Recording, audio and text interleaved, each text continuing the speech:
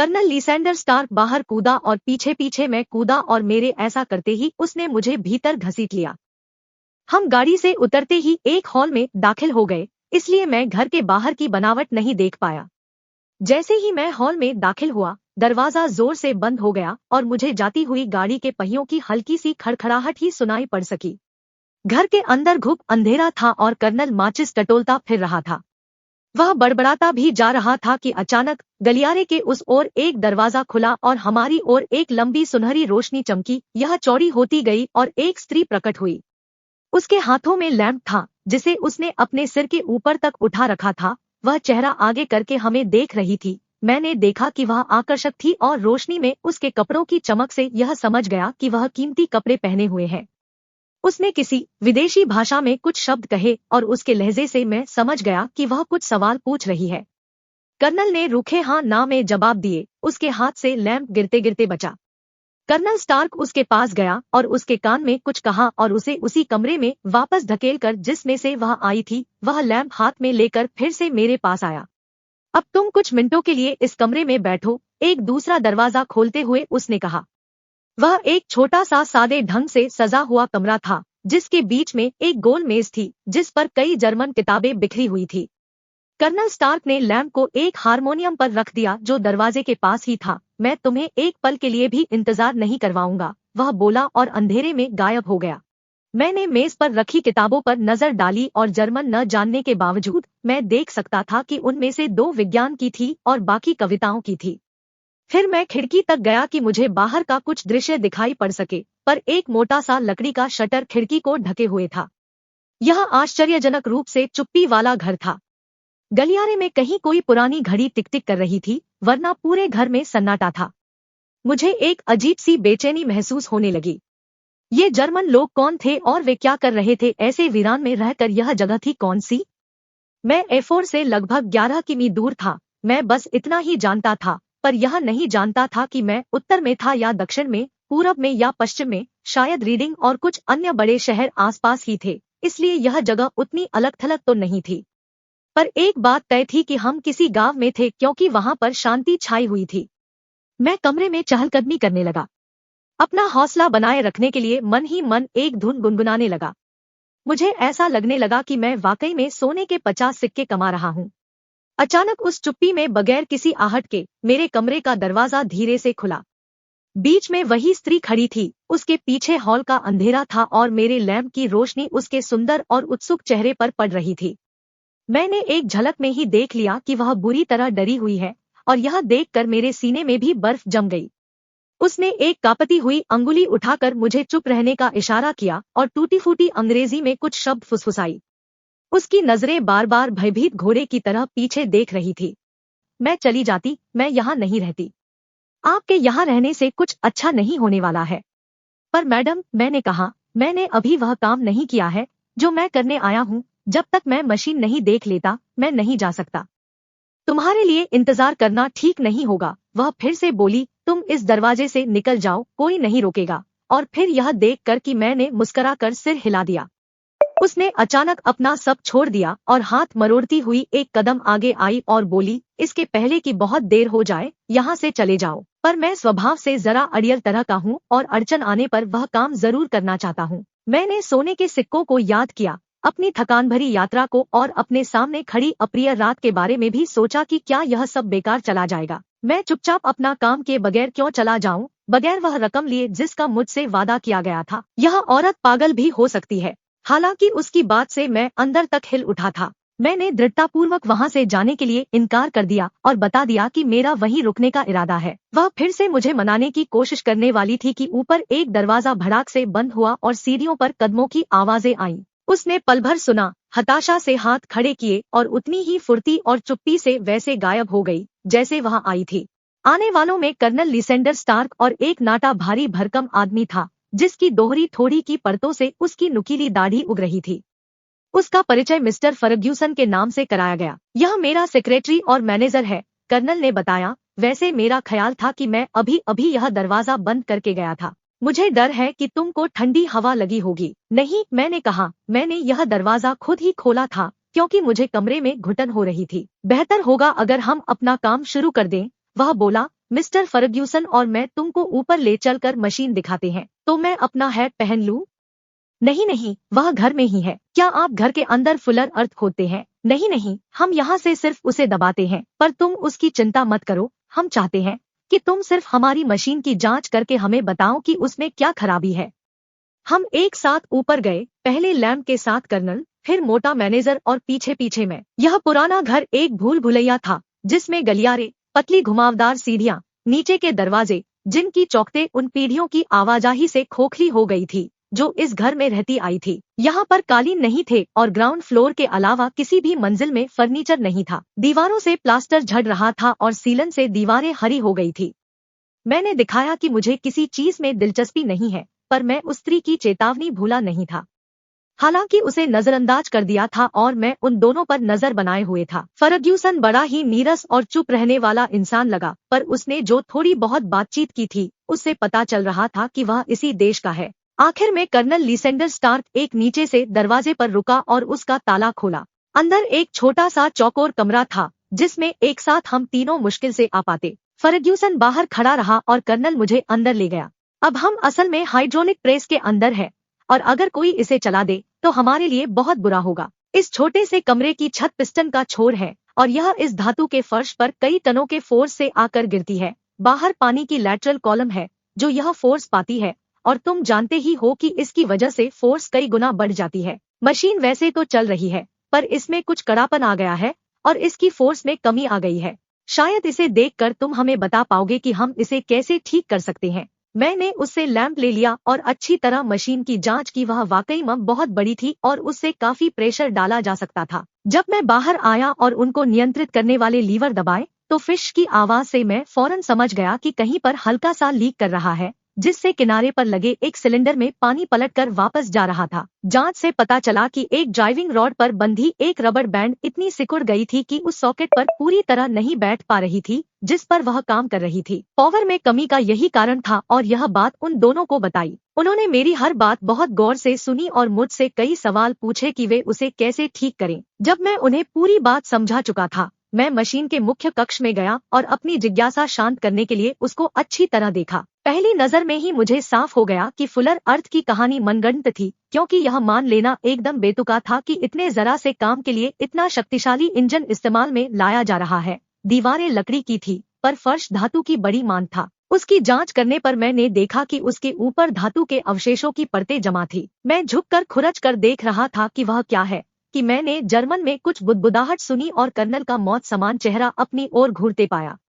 तुम वहाँ क्या कर रहे हो? उसने पूछा। मुझे गुस्सा आया कि मुझे ऐसी मनगढ़ंत कहानी से बेवकूफ बनाया गया था जो उसने मुझे सुनाई थी। मैं तुम्हारी फुलर अर्थ को निहार रहा था। कहा, मैं समझता हूँ कि मैं तुम्हारी मशीन के बारे में और अच्छी तरह बता सकूंगा अगर तुम मुझे सच सच बता दो कि यह किस काम के लिए इस्तेमाल की जा रही है। ये शब्द मुंह से निकलते ही मुझे अपनी बेवकूफी पर पछतावा होने लगा। उसका चेहरा कठोर हो गया और उसकी आंखों में पैशाचिक चमक आ गई। ठीक है, वह बोला, तुम्हें मशीन के बारे में सब पता चल जाएगा। उसने एक कदम पीछे हटाया, छोटा सा दरवाजा भड़ाक से बंद किया और ताले में चाबी घुमा दी। मैं उसकी ओर लपका और हैंडल खींचा, पर वह काफी मजबूत था और मेरी कोशिशों के बावजूद टस से मस नहीं हुआ। हेलो, मैं चीखा। हेलो कर्नल, मुझे बाहर निकालो। और अचानक इस सन्नाटे में मैंने एक आवाज सुनी जिससे मेरा कलेजा मुंह को आ गया। यह लीवरों की खनक थी और लीक होते सिलेंडर की फिश। उसने इंजन चालू कर दिया था। लैब फर्श पर वहीं रखा था जहां जांच करते वक्त रखा था। उसकी रोशनी में मैंने देखा कि काली छत झटकों के साथ धीरे धीरे मेरी तरफ आ रही है।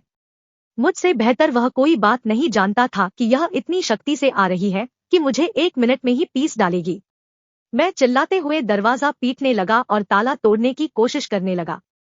कर्नल से मिन्नत की कि मुझे बाहर निकाले, पर लीवरों की बेरहम खनक से मेरी आवाज डूब गई। छत मेरे सिर से करीब आधा मीटर की दूरी पर थी और अपने उठे हुए हाथों से मैं उसकी कठोर खुरदरी सतह छू सकता था। फिर मेरे मन में कौंधा कि मुझे मौत के समय कितना दर्द होगा। वह इस बात पर निर्भर होगा कि मैं किस स्थिति में उससे मिलूंगा। अगर मैं मुंह के बल लेटता हूँ तो पूरा भार मेरी रीढ़ पर आकर गिरेगा और मैं हड्डी टूटने की उस भयानक आवाज के बारे में सोचकर ही सिहर उठा। शायद दूसरी ओर लेटना आसान रहेगा, पर क्या मुझ में इतनी हिम्मत थी कि उस भयानक काली छाया को अपनी ओर आते देख सकूं? अब भी मैं सीधा ही खड़ा हो पा रहा था कि मैंने कुछ ऐसा देखा जिससे मुझ में उम्मीद जाग उठी। मैं कह चुका हूँ कि फर्श और छत लोहे की बनी थी, लेकिन दीवारें लकड़ी की थी। मैंने आखिरी बार जब जल्दी से निगाह इधर उधर दौड़ाई, मैंने 2 तख्तों के बीच में पीली रोशनी देखी जो चौड़ी होती जा रही थी। एक पत्न को तो मुझे विश्वास ही नहीं हो रहा था कि मुझे मौत से बचाने के लिए यहाँ पर एक दरवाजा है। अगले ही पल मैं उसमें से बाहर निकला और आधी बेहोशी की हालत में दूसरी ओर आ गिरा। दरार फिर से बंद हो गई थी, पर लैंप के टूटने की आवाज और लोहे के 2 बड़े सिल्लों के आपस में टकराने से मैं समझ गया कि मैं मौत के कितना करीब था। मेरी कलाई को कोई हड़बड़ी में खींच रहा था, जिससे मेरी बेहोशी टूटी और मैंने पाया कि मैं एक पतले गलियारे के पत्थर के फर्श पर पड़ा हूँ। एक स्त्री मुझ पर झुकी हुई अपने बाएं हाथ से मुझे झकझोर रही थी, जबकि दाएं हाथ से उसने मोमबत्ती पकड़ रखी थी। यह वही अच्छी मित्र थी जिसकी चेतावनी को मैंने बेवकूफी में नजरअंदाज कर दिया था। आओ आओ, उखड़ी सांसों से वह बोली। वे एक पल में यहाँ आ जाएंगे। वे देख लेंगे कि तुम वहाँ नहीं हो। ओ, यह कीमती समय बर्बाद मत करो, आओ।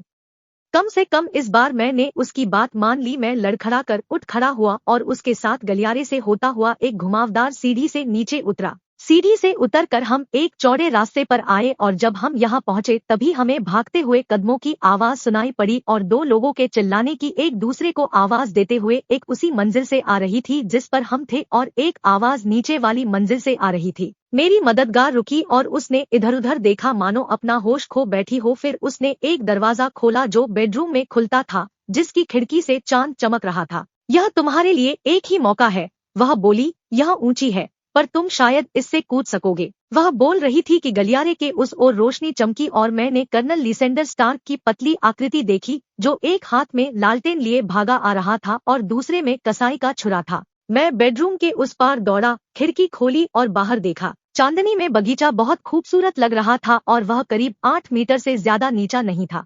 मैं खिड़की पर चढ़ा, पर कूदने में हिचका, क्योंकि मैं पहले जानना चाहता था कि मुझे बचाने वाली और मेरा पीछा करने वाले गुंडे के बीच क्या बात हुई। अगर उसके साथ बुरा व्यवहार हुआ तो कुछ भी हो, मैंने फैसला किया कि मैं उसकी मदद के लिए जाऊंगा।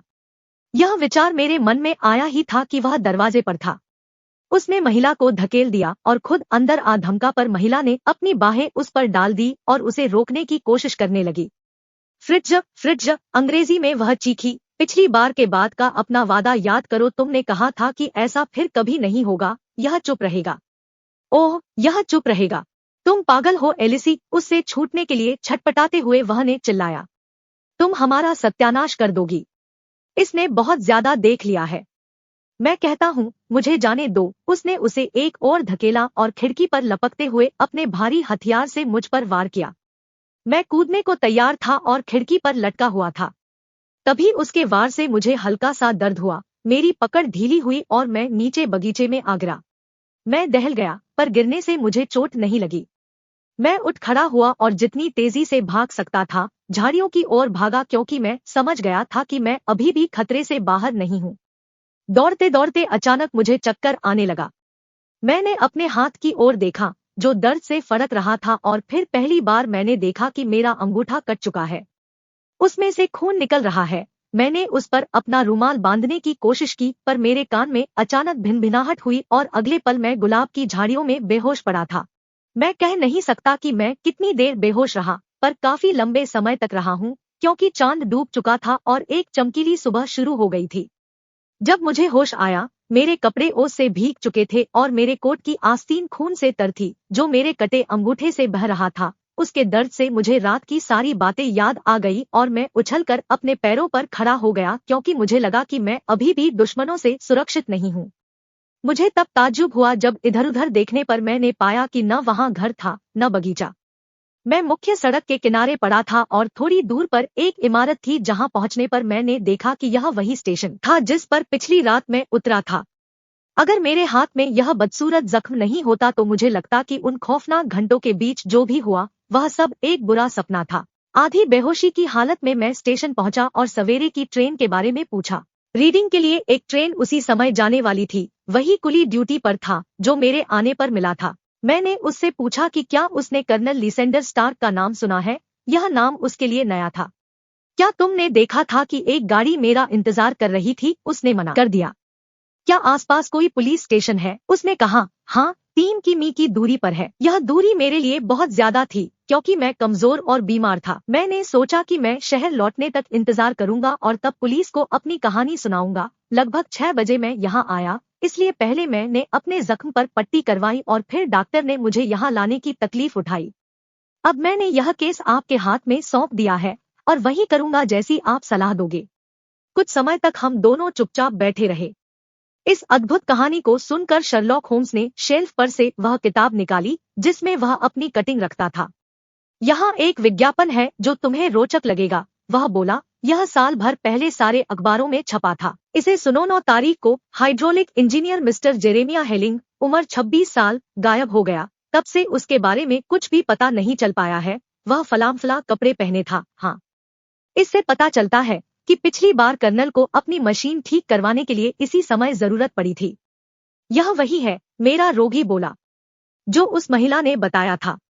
बेशक यह साफ है कि कर्नल बौखलाया हुआ था, जो इस बात पर अड़ा था कि उसके छोटे से खेल के रास्ते में कोई अड़चन न आए। जैसे समुद्री डाकू उस जहाज के किसी भी यात्री को जिंदा नहीं छोड़ते जिसको उन्होंने बंधक बना रखा है। देखो, अब हर पल कीमती है, इसलिए अगर तुम में हिम्मत हो तो हम स्कॉटलैंड यार्ड चलते हैं और फिर एफोर्ड जाएंगे। कोई 3 घंटों बाद हम सब एक साथ ट्रेन में रीडिंग से छोटे बर्कशायर गांव की ओर जा रहे थे। Sherlock Holmes, hydraulic engineer, Scotland Yard का इंस्पेक्टर ब्रैडस्ट्रीट, सादे वेश में एक पुलिस वाला और मैं। ब्रैडस्ट्रीट ने उस इलाके का मानचित्र सामने फैला रखा था और अपने कंपास से एफोर्ड पर निशान लगा रहा था। यह देखो, वह बोला, यह निशान गांव से 16 किमी की दूरी पर है। हम जो जगह ढूंढ रहे हैं वह इसी के आसपास होगी। तुमने शायद लगभग 16 किमी बताया था। हाँ, वह लगभग 1 घंटे की यात्रा थी। और तुमको लगता है कि वे तुमको बेहोशी की हालत में इतनी दूर लाकर छोड़ गए? उन्होंने जरूर ऐसा ही किया होगा। मुझे कुछ कुछ याद आ रहा है कि मुझे उठाकर कहीं ले जाया गया। एक बात जो मुझे समझ में नहीं आ रही, मैंने कहा, उन्होंने तुमको मार क्यों नहीं डाला जब तुम बगीचे में बेहोश पड़े थे? शायद उस दुष्ट का दिल स्त्री की बात से पिघल गया होगा। मुझे इस बात की कोई संभावना नहीं लगती। मैंने पूरी जिंदगी में इतना दुष्ट चेहरा नहीं देखा। ओह, ये सब बातें अभी साफ हो जाएंगी, ब्रैडस्ट्रीट ने कहा। मैंने अपना निशान बना दिया है और मैं यही जानना चाहता हूँ कि हमें वे लोग कहाँ मिलेंगे जिनको हम ढूंढ रहे हैं। मुझे लगता है कि मैं उस जगह पर अपनी अंगुली रख सकता हूँ, होम्स ने कहा। अच्छा, इंस्पेक्टर ने कहा, आपने अपनी राय बना ली होगी। अब देखते हैं कि आपकी राय कौन मानता है। मैं कहता हूँ दक्षिण, क्योंकि वह इलाका ज्यादा सुनसान है। मैं कहता हूँ पूरब, रोगी ने कहा। मैं तो पश्चिम के पक्ष में हूँ, सादे वेश वाले ने कहा। वहां पर कई छोटे छोटे गांव हैं जिनमें ज्यादा चहल पहल नहीं होती। मुझे लग रहा है कि उत्तर में होगा, मैंने कहा, क्योंकि वहां कोई पहाड़ नहीं है और हमारा मित्र बता रहा है कि उसको नहीं लगा कि वे लोग किसी पहाड़ी पर चढ़े होंगे। हंसते हुए इंस्पेक्टर ने कहा, यहाँ तो सभी की राय अलग अलग है। तुम किस दिशा के पक्ष में हो? तुम सब गलत सोच रहे हो। हम सभी गलत कैसे हो सकते हैं? हो सकते हो, मैं इस जगह की बात कर रहा हूँ। उसने गोले के बीचों बीच अंगुली रख दी। यह वह जगह है जहाँ वे हमको मिलेंगे। पर लगभग 20 किमी की ड्राइव, हेडरली चौका। 10 आने की, 10 जाने की, इससे सरल कुछ भी नहीं है। उसने गोले के बीचों बीच अंगुली रख दी। यह वह जगह है जहाँ वे हमको मिलेंगे। तुम खुद कह रहे थे कि घोड़ा ताजा और चमकीला था जब तुम गाड़ी में बैठे। ऐसा कैसे होता अगर वह भारी सड़कों पर करीब 20 किमी दौड़ कर आया होता? हाँ, यह तो उसने बहुत चालाकी की, ब्रैडस्ट्रीट ने कहा। इस गैंग के बारे में कोई शक नहीं होना चाहिए। बिल्कुल नहीं, होम्स ने कहा। बहुत से लोग नकली सिक्के बनाते हैं और उन्होंने भी सिक्के गढ़ने के लिए इस मशीन का प्रयोग किया है। हमें कुछ समय से मालूम था कि एक चालाक गैंग इस काम में लगा हुआ है, इंस्पेक्टर ने कहा। वे हजारों की संख्या में हाफ क्राउन बना रहे हैं। हमने उनका रीडिंग तक तो पता लगा लिया, पर इसके आगे नहीं बढ़ पाए क्योंकि उन्होंने अपने निशान ऐसे छिपा लिए थे जिससे पता चल रहा था कि वे पुराने खिलाड़ी हैं। पर चलो अब मिले तो सही। मैं सोचता हूँ कि हमने उनको खोज लिया है। पर इंस्पेक्टर गलती पर था, क्योंकि ये अपराधी कानून के हाथ नहीं आने वाले थे। जब हमारी ट्रेन एफोर्ड स्टेशन पहुंची तो हमें धुएं की बहुत बड़ी लकीर पास के पेड़ों से उठती दिखाई दी, जो आसमान में शुतुरमुर्ग के पंख की तरह फैल गई थी। किसी घर में आग लग गई है क्या? जब ट्रेन स्टेशन से चली गई तो ब्रैडस्ट्रीट ने पूछा। हाँ, स्टेशन मास्टर ने कहा। कब लगी? मैंने सुना है कि रात में लगी थी, पर अब फैल गई है और पूरे इलाके में आग लगी है। यह किसका घर है? डा बेचर का।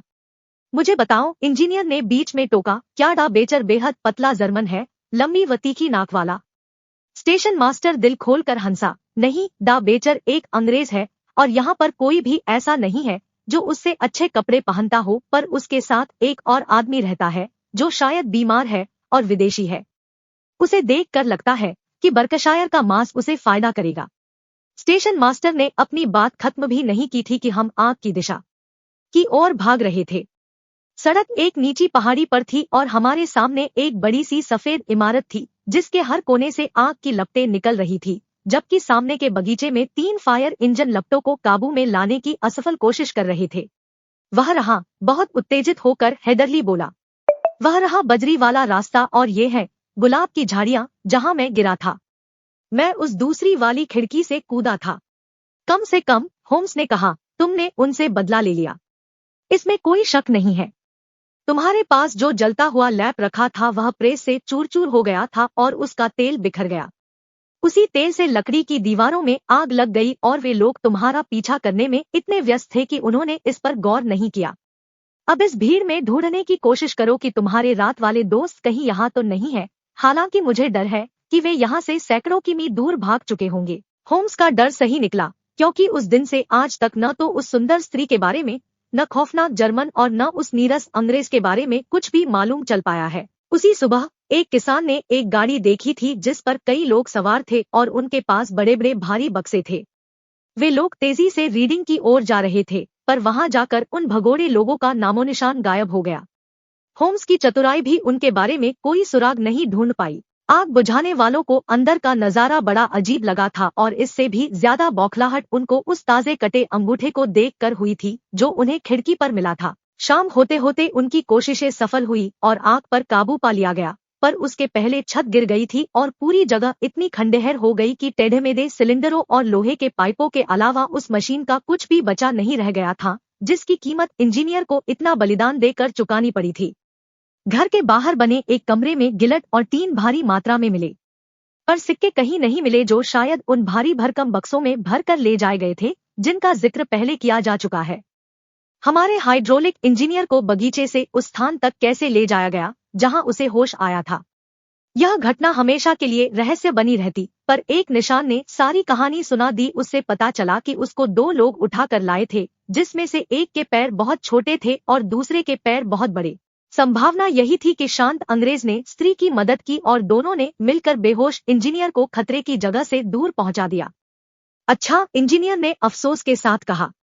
जब हम लंदन लौटने के लिए ट्रेन में बैठे तो इंजीनियर बोला, यह मैंने अच्छा काम किया, मैंने अपना अंगूठा खोया और सोने के 50 सिक्के भी मुझे मिला क्या अनुभव? होम्स ने हंसते हुए कहा। अप्रत्यक्ष तौर पर इसका यह फायदा होगा कि आप जैसे ही अपनी यह कहानी शब्दों में बखान करने लगोगे तो आपकी शोहरत मनोरंजक साथी के तौर पर पूरी उम्र भर साथ रहेगी।